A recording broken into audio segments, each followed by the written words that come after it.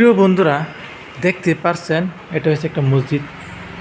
মসজিদের মধ্যে আপনার সময় আর টাইম টেবিল কীভাবে আপনারা নির্ধারণ করেন, কিভাবে টাইম টেবিল দেখে আজান দেন, কিভাবে নামাজ পড়েন, সেগুলো আপনার দেখাবো। দেখেন, ওয়ালগুড়ি বর্তমান জামানা নাই, ওয়ালগুড়ির জামানা বর্তমান চলে গেছে, বাস টাইম দেখতে লাগে। কিন্তু নামাজের টাইম ধরেন 3:15, 3:30, 7:30 এরকম হয়। ওয়ালাইকুম।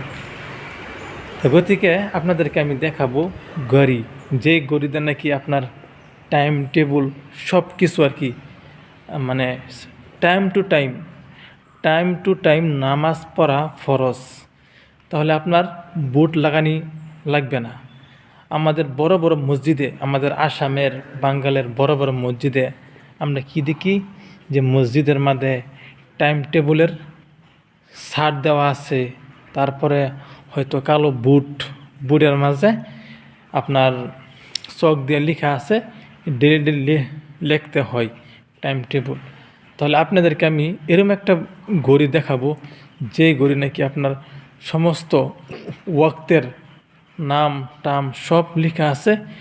টাইম মতন আপনার যখন আসবে তখন একটা সাউন্ড দিবে, দেওয়ার পরেই আপনার ধরেন টাইম হয়ে যাবে, সাথে সাথে আপনি আজান দিবেন, সব কিছু শুরু করবেন। দেখবেন কত বড় মসজিদ, সেই মসজিদের ভিতরে এরকম সিস্টেম করা আছে। এই দেখেন প্রিয় বন্ধু, এই দেখেন প্রতিটা ওয়াক্তের বর্তমান 3:03:37 37 মারতাছে। দেখেন প্রতিটা ওয়াক্ত, ফজর, জুহুর, আসর, প্রতিটা ওয়াক্ত দেওয়া আছে। ঈশা, জুমার নামাজ কয়টা সময় হইবে সেটাও দেওয়া আছে। তারপরে আপনার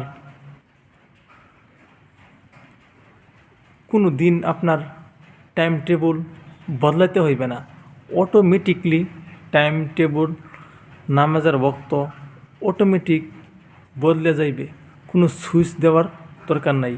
একবার যখন ফিটিং করবেন, ফিটিং করার সাথে সাথেই আপনার ঘড়ির টাইম ঘড়ির মতন চলতে থাকবে, যেরকম নাকি ওয়াল ঘড়িতে ব্যাটারি লাগানো হয়। দেখেন এই মসজিদের ভিতরে কিন্তু বড় ওয়াল ঘড়ি নাই বর্তমান সময়ের মাঝে। প্রতিটা মসজিদে, কেরালায় প্রতিটা মসজিদে, বড় বড় মসজিদে, ছোট মসজিদে এইরকম টাইম টেবিল ঘড়ি লাগানো আছে।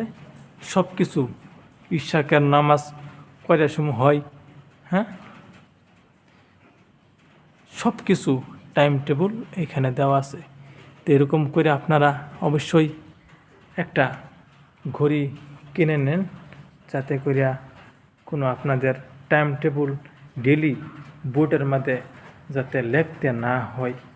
এই জন্যই আপনাদেরকে অনুরোধ করলাম, এই ঘড়িটা এই জন্যই আপনারে দেখাইলাম। প্রিয় বন্ধু, দেখেন।